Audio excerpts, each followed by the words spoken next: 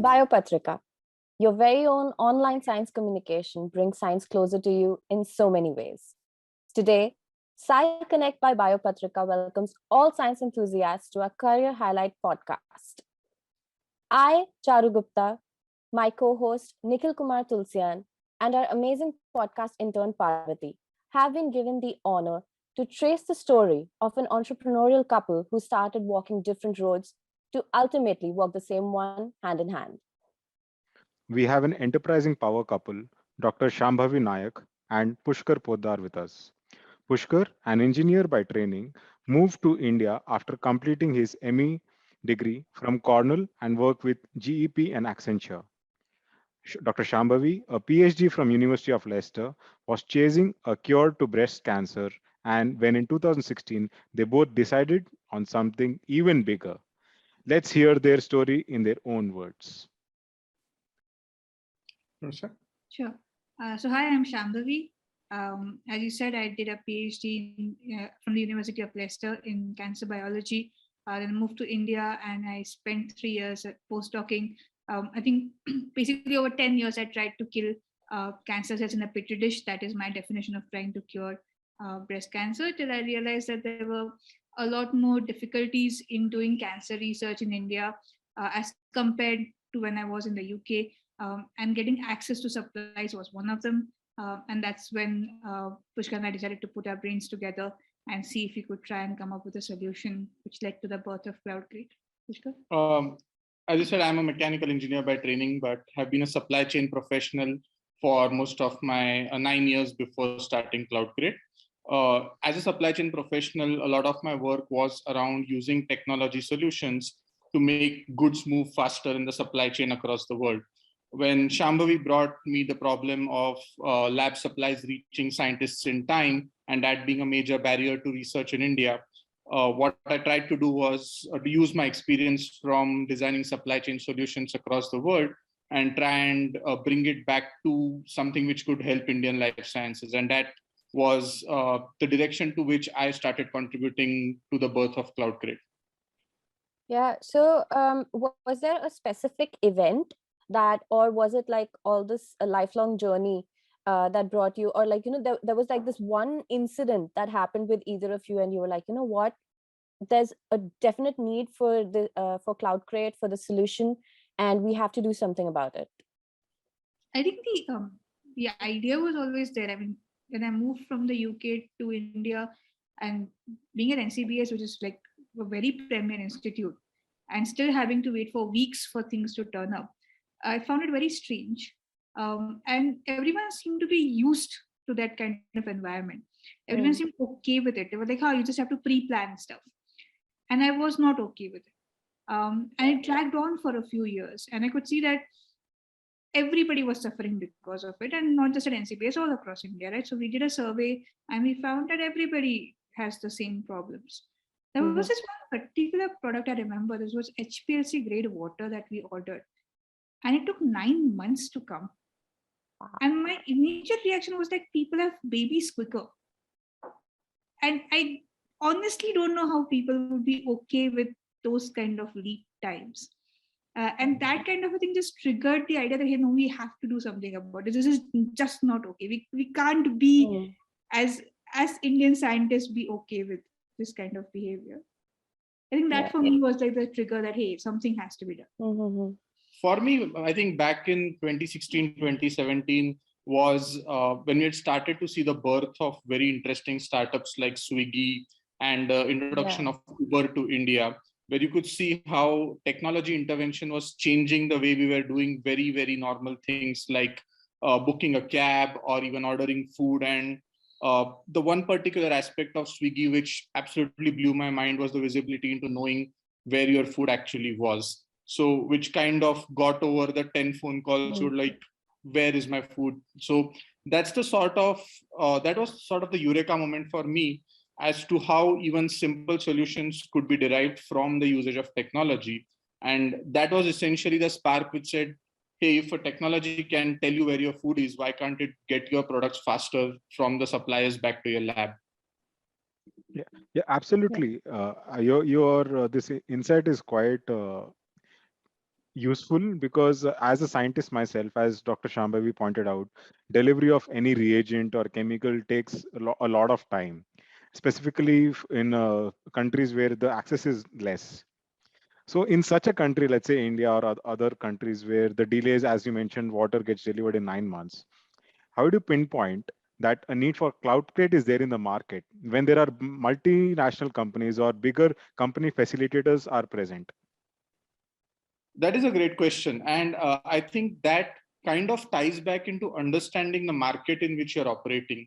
So, taking the very specific example of life science supplies, while we have very large players like a Sigma Aldrich, Merck, or a Thermo Fisher Scientific who have facilities in India, they do have large warehouses in India, but they do not have last mile facilities. So when I say last mile facilities, when you want to get a product to a lab in, say, Belgaum or a lab in Anekal, they rely on last mile distribution. They rely on distributors. So even for a major brand like Thermo Fisher Scientific, there are over 4 different distributors just for the city of Bangalore. So it's not like Thermo Fisher Scientific does not have a presence in Bangalore, but the last mile distribution and supply chain is always very fragmented in a large country, in a large geographic country like India. The problem we identified was the lack of technology intervention and digitization in this last mile of the supply chain.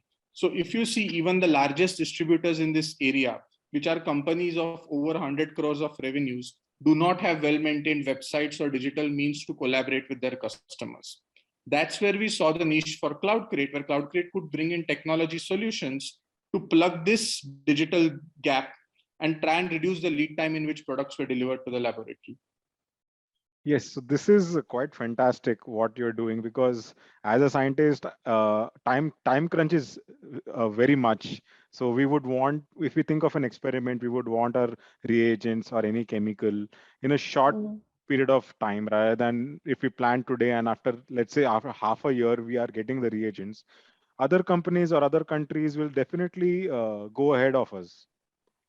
That's precisely the motivation with which CloudCrate was born. I think very early on, when we did a comparison of the lead times between the products which were supplied in India in comparison with the same products being supplied in the United Kingdom or USA, we saw that a product which would come in 2 or 3 days in the United Kingdom takes about 6 to 7 weeks, or in some cases 4 to 5 weeks to be delivered even to a major metro city like Bangalore in India. With CloudCrate's digital platforms, our online solutions, our WhatsApp business groups, and so on, we have managed to cut down this lead time by at least 15 to 20%. With our latest product, which is Biopod, we're actually trying to crash this down to as low as 1 or 2 days. So that's the sort of technology intervention which we're trying to bring. This is really awesome. Yeah. I mean, back when I was doing my internship under Shambhavi for bachelor's, she did mention this, that like you have to plan ahead here. And like I used to get these reagents, they were either in the university storage or these antibodies, for example, would come within 2 days. And I just thought it was a way of life. And I mean, honestly, we talk about all of these problems, but very few of us really go ahead and solve them. And Pushkar, how you've talked about that last mile, it definitely shows that even as like a relative newbie in the business world, you've definitely understood the challenges. And so what I wanted to ask you next was, are there any other challenges? Of course, you've mentioned lack of digitization. And but on the ground level, how do you get these people to deliver? Are those sort of challenges existent for you, even though you are a virtual platform at the moment? And were there also any special courses or any other initiatives that you took part in while you were forming or launching CloudCrate? Yeah. So I think we're very grateful to our mentors at IIM Bangalore and NSR Cell, which is the entrepreneurial wing at IIM Bangalore. They kind of handheld and helped us initially. So in 2017, we got selected for a woman startup program that was funded by Goldman Sachs. And we incubated there for a year. I think the key challenges, let me first talk about our challenges as founders. Since we both came from jobs, and we're used to having someone to report to. It was really difficult for us to bring in that discipline with nobody sitting on our heads, right? Nobody to report to, nobody to ask us whether our targets were reached. And obviously, having worked for over a decade, suddenly to have also that time freedom, um, it was a little difficult to bring in that discipline. I think, again, our mentors at NSSL, we have to thank them for helping us kind of bring that in. The other thing that we were completely, I think, had no experience of was how to do financial planning for a business, right? How to do a P&L sheet. What does it even look like? How to manage resources, how to work on a lean model where you're doing things quickly, and not wait for the perfect thing to happen before you launch, right? So there were a number of those challenges where I think our legacy of being in jobs kind of uh, straitjacketed our risk-taking appetite, and breaking those shackles were difficult, I think, as the founders.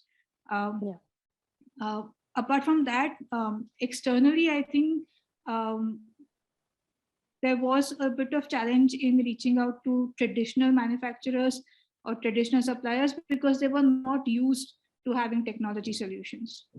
They were very keen on getting started, but they were just not used to it.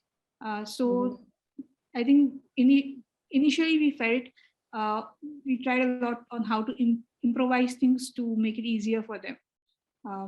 But I think we have had we have found we have been very lucky in finding supplier partners who have onboarded with us, who have taken our solutions, and who have kind of even sometimes modified their informational outreach to help us help them better. And I think fundamentally we are in a business where we knew from day one that we are going to step on people's toes. I mean, we are entering a market where people are already servicing requirements for labs, for customers. We are coming in with a solution which is supposed to do it faster, cheaper, and more efficiently. So there were always going to be some pushback from the existing players. As entrepreneurs, I think the approach which worked best for us was to go with what was in our favor, what was supporting our solution. And we were fairly confident in the solution which we were providing. So yes, for every partner we got, there were 4 other people who said that this is not going to work. But that's just not something that you can worry about. You have to just take what works in your favor and start building on it. Yeah, 25% odds are good. Very good. Very, very good. Yeah. Yeah. Also, I just have a small follow-up question, because you said it was very difficult to reach out to the people who already have established the normal way of marketing things, and they're not very used to this digital way of doing things. So are you planning to build an app or something to make that, you can bring them also on board to make things more efficient? Are you planning to do something like that? See, building an app is a very easy thing, right? I mean, it's probably the first solution anybody would tell you for any problem which comes up in India right now. But most of our partnerships with our supplier partners are based on a more deeper value proposition. So if I'm able to get my supplier an additional business of 10 lakh rupees every month just through email or WhatsApp, why would the supplier want to invest their energies into coming into our app? So that building an app is a very business driven decision. We don't build an app to actually improve access for suppliers, because that's our job as a company. We build an app to build data intelligence. We build an app to build a more robust data backend. Do our suppliers want to invest so much into our data building? Some do, some don't. So that is kind of a very selective decision on whether the app will work for the supplier or not. Just from a factual perspective, we do have an app already. It's a very light touch app which any supplier can start working on immediately. We do have a marketplace on which suppliers have come in and onboarded their own catalogs. But again, while we say that it would be great to have an online catalog in an app or so, it takes that much more effort to maintain those catalogs, keep them updated, and ensure that they reflect the most accurate information. So that's an additional effort perspective from the supplier end as well. True. Getting into the app business at this current moment when the main aspect is for the supply chain. rather than the product information. Correct. So as you mentioned, Cloud Create is the last mile thing. Yes, that's correct. Yeah. Also, you were speaking about your mentors, how they helped us, how they made you work better. So I'm sure that you are a great set of you are so inspirational for a lot of new people who are trying to venture a lot into this entrepreneurship area. So also there are a lot of startups and there is a boost in the entrepreneurship area right now in India. So what are your thoughts on it? How do you think that startups are, the rising startups would be helpful, or your thoughts about it would be really great. I think prima facie rise of more startups is always a good thing, right? I mean, we have seen a startup boom basically because we've seen some macro trends emerge, like the emergence of digital technologies like cloud computing or even IoT. Within the biotech space, you have seen things like CRISPR coming. You have seen artificial intelligence intervention into healthcare and biotechnology. When you talk about the intervention of revolutionary technologies, the big companies a lot of times are not ready to take the first mover risk of developing a solution, which is where the role of startups is very important. So the rise of startups is generally good because it kind of reflects that a lot of people are trying to develop new solutions. A lot of these solutions will admittedly not become mainstream, but some of them will contribute to the eventual development of a very strong product, which is what we have seen on the basis of the number of unicorns which have come out of the Indian startup ecosystem in the last 5 years. In terms of funding, while I think it's a logical progression that if you have better quality startups coming out of the country, you will see a larger number of investors investing into the country. That's just a logical progression of things. Where the ecosystem needs to build some amount of maturity is to understand that not all startups are the same. So you cannot really measure a biotechnology startup in the same scale as you measure a technology startup. So gestation periods in a biotechnology startup are much longer. So that immediately starts affecting how investors look at the viability of a particular business for making that investment. So we are seeing that sort of maturity come into the Indian startup ecosystem over the last 2 or 3 years. And possibly over the next 5 years, we'll see this develop even more. Yeah. I think you've really done your market research, and of course Cloud Create has been there since 2016, and all of these things that you're telling us are definitely things that first budding entrepreneurs and people like us who have ideas. I mean, Shambhavi was one of us a while back, and now she's there in the middle of it, and you too, Pushkar.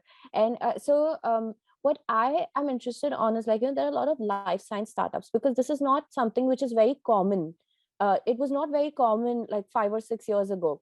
And now all of a sudden we have several life science startups. We have people making kits for students to practice at home. We have things like lab solutions like Cloud Create. And so from Shambhavi, I want to know her perspective on non-scientists starting these ventures. And from Pushkar, I want to hear what you think of scientists straight from academia jumping into the business space. You know first? So non-scientists starting science startups. Right. Yeah, I think we know quite a few of them now. And it has been quite interesting because it's a very refreshing approach to bring to science startups. I think when we started, I said one of our drawbacks was the fact that I came from academia. And I was bucketed in that kind of approach, like, hey, this is how you look at science, right? It is always nice to step back a bit and take a completely fresh approach to science. We know a startup, for example, that makes these teaching kits that you're talking about. And the idea is to get started, right? And I think they've done a fantastic job in just getting on moving, trying a few kits, experimenting with that, and then making it into a booming business. So I think as long as the technology component is addressed by a scientist, the entire business model around it, packaging, for example, marketing, etc., those are skills that other people bring in. And it's really important that those skills, either you bring in yourself if you're a scientist, you need to learn those. Yeah. I think one of the drawbacks I see with Indian science is that we are very grant dependent and very government grant dependent. There's also a problem that private money is not that easy to find in India. But we bring that kind of mindset also to a startup that, hey, I am going from this grant to the next grant and then to the next grant. We're not thinking about revenue based growth. We're not thinking about, can I make enough sales to hire the next person? And that I think that approach is more found in people from a non-science sector, and bringing that into science, I think, is going to be very critical for the growth of science startups as well. So you want to know about my perspective on academic folks starting companies, right? Yes. I think they are actually very, very well aligned to developing new products and services, because development of any new product or a service requires a very deep research mindset. It requires that rigor and discipline to actually be able to iterate various solutions of any specific product you're trying to develop and then take it to a stage where you can actually put it in the market. Where academic scientists are known to struggle is to make the product into a company. So that's the business part of things, right? Which is where, as Shambhavi said, there is some amount of training which is required. But at the same time, when you're going from a product or a service to building a company, you need to start building a team.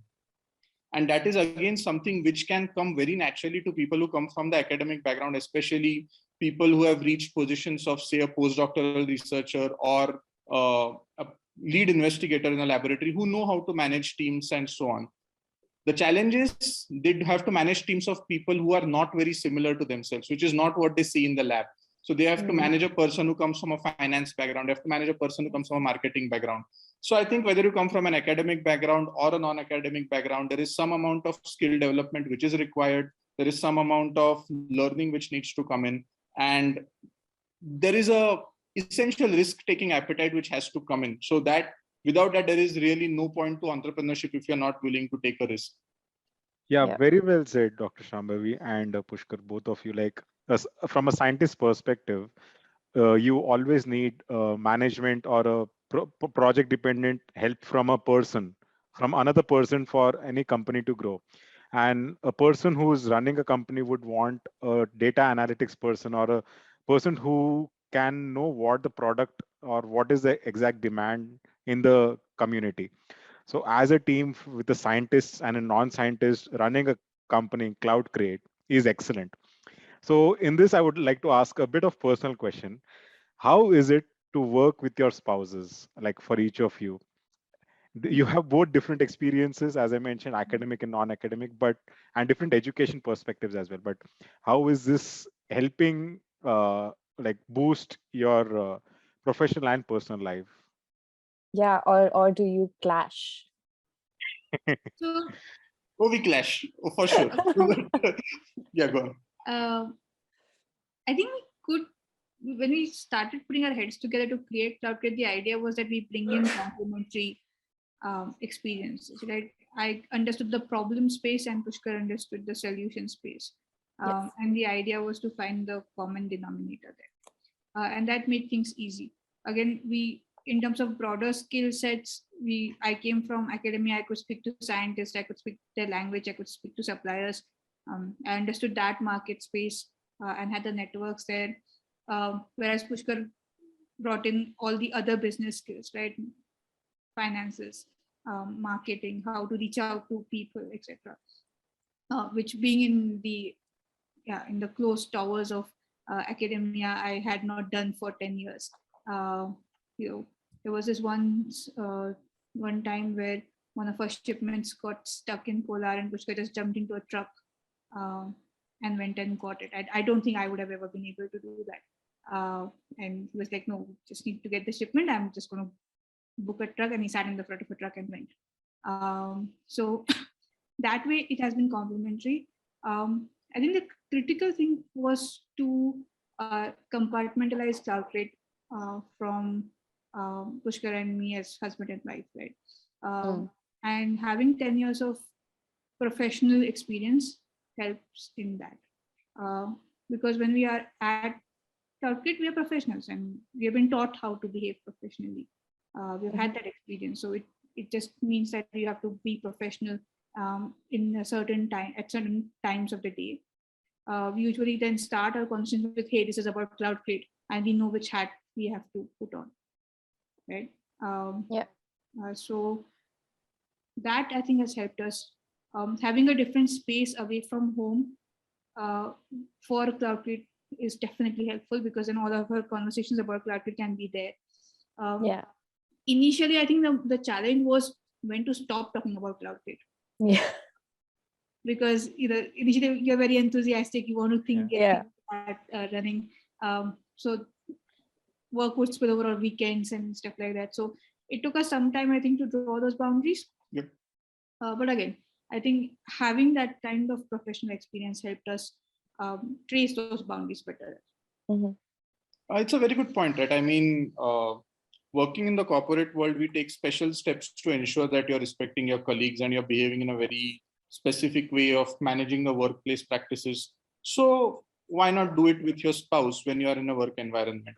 I mean, why is there a need to treat that differently? And as Shambhavi said, as professionals, both of us were able to identify that very early on. Yes, it took us some time to get into more comfortable working spaces because we had not been working colleagues before as well. So as in any work environment, it takes some time to build a working equation with your co-founder as such. And so that was the learning journey over the first couple of years. But now I think we are in a fairly good space where we are able to differentiate the professional and the personal aspect of working together as a couple and address those questions separately with the proper attention that they deserve. That is amazing to hear. Yes. Thank you so much for sharing your insights into how to bring a professional partnership into a personal partnership, yet keep them separate and not let the work get affected. As you mentioned, as a startup, you're being co-founders. I would invest even more time making it progress faster and all. But you have not only let it progress professionally, but I'm sure you've helped each other as well. And thank you so much for sharing it. I think like this is such a brilliant example of work-life balance. Most people, they, as you mentioned, they are co-workers first, and then they become cohabitants in a way. But you were married, and then you decided on this venture. And of course, it's very difficult to bring suddenly from separate professional spaces to come back to a common professional space. And then it's because you're also the founders, you're unsure of the boundaries between, is this a personal space or is this a professional space? So that was definitely like very insightful from both of you. And I think that will encourage a lot of couples, because there are several people in academics, couples, also in mixed couples outside and inside of academics. And they want to start something, but they're not sure if they should do it with their spouse, because you don't want to spoil a relationship. So it's important to have those boundaries. Of course, in retrospect, you would have made several mistakes, not pertaining just to your relationship, but like also outside of it with Cloudkit. And which one do you both remember as like, the one mistake you could rectify, and the one mistake that you feel like, you would make it again because it was such a great learning experience? You want to answer the second question first? Yeah, one mistake it was worth doing, I think, was when we started Cloudkit, as Pushkar said, we built this marketplace because we thought it was sexy, right? Everyone was like building marketplaces. Amazon was doing brilliant. Everyone was investing in marketplaces. I spoke to science. I mean, we spoke to people across campuses saying, "Hey, would a science marketplace be useful?" And people said, "Yes, it would be brilliant. We'll use it." And I think we spent a bit of money of our initial investment into building this science marketplace that saw very little traction. We then moved to the idea of building that app, which was very simple, with sort of a bit more traction. And then finally we decided, hey, this is not working. I mean, people want this. People are telling us they want it, but it's not working. And finally, we started a WhatsApp business group where we told people, just tell us what you want and we'll get you the quotations.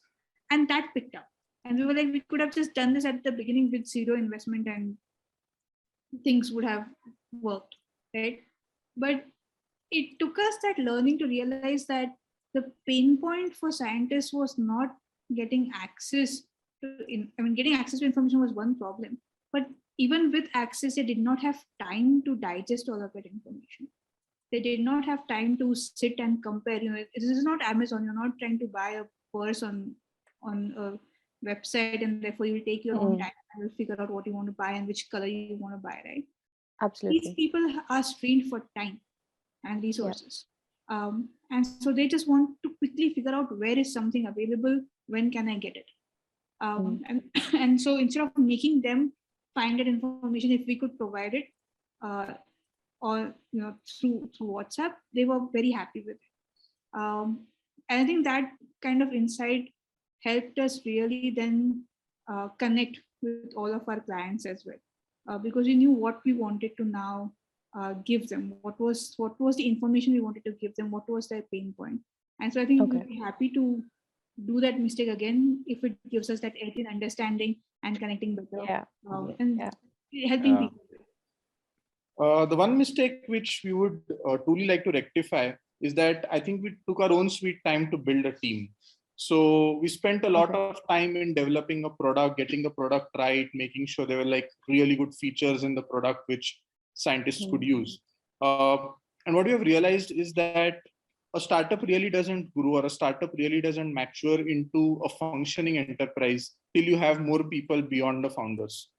So in hindsight, it would have been great for us after the first 6 months to start looking for the right talent to join the team and to expand the team. So that is probably something which I would do in the next startup which I start, basically.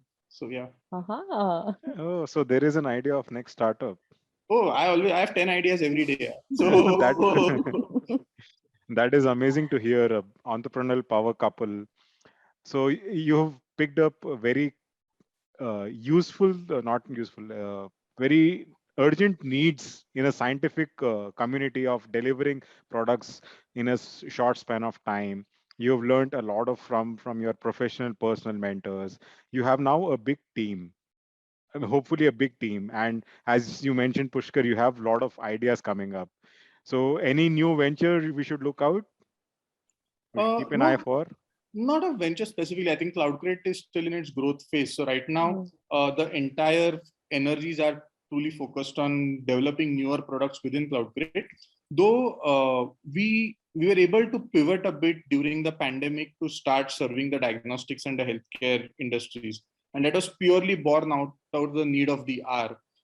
And that's when we were able to observe some scope for digital intervention, even in the areas of healthcare, supply chains, and so on. So that is something which keeps me busy thinking about what can be done in the healthcare space, but that is pretty much at the whiteboard stage now. So nothing close to being a venture. No, that is great, because the last 2 years of pandemic has opened up multiple ideas from multiple people, especially with the digital intervention. Even our efforts of promoting people and various types like scientists, researchers, and entrepreneurs, doctors, to more people as a digital intervention is the same effort what we are doing here through SciConnect.